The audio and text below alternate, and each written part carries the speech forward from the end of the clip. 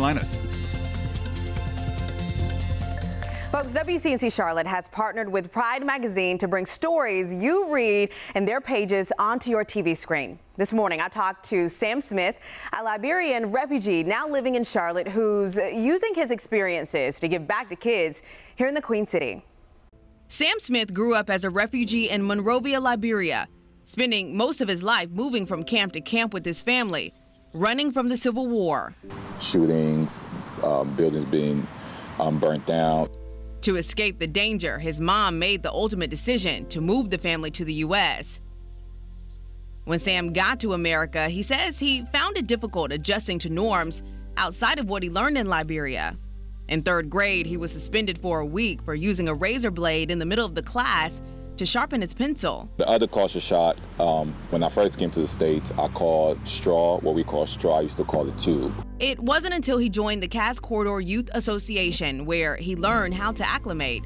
The after-school program helps young refugees like Sam living in low-income areas evolve from their upbringings through educational workshops, sports, and other activities. I always remember them saying, you know, I'm just giving back because somebody did something for me, or I'm giving back because somebody did something for my kid.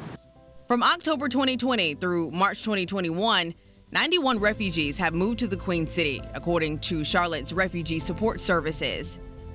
In Charlotte, nonprofits like Our Bridge for Kids help support refugee and immigrant students and their families who are new to America.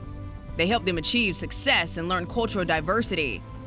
Sam, who's now lived in Charlotte for nearly a decade, says giving back to other kids is what it's all about. I've always told myself, no matter what I do in life, if I work a 40-hour week, I have to dedicate at least 15 to 20 hours of my time to doing something in the community.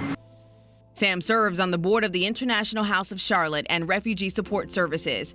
Through this organization, he's raising awareness about the plight of refugees and supporting those who've experienced it in hopes to be the difference he saw growing up.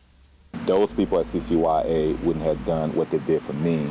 I wouldn't be here telling you my story. I wouldn't be having this conversation with you because I would have been caught up in the life of living and growing and dying in the projects. All right, you can read more about Sam's story at pridemagazineonline.com. He tells me he hopes his work in the community inspires people to learn more about refugees.